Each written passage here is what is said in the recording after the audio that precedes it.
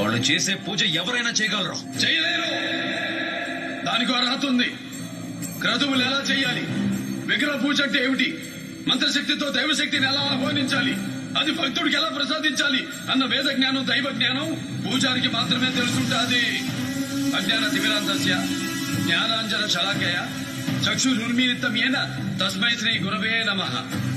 అజ్ఞానంతో కళ్ళు మూసుకుపోయి ఆధ్యాత్మికంగా గుడ్డివాడైన మనిషికి చీకటిని తొలగించి జ్ఞాన నేత్రాన్ని తెరిపించే గురుమూర్తి ఏ పూజారి. అలాంటి సద్బ్రాహ్మణుడిని అవమానించడం తప్పు. నేను ఇలా చదువుకోలే, నాకింతే తెలుసు.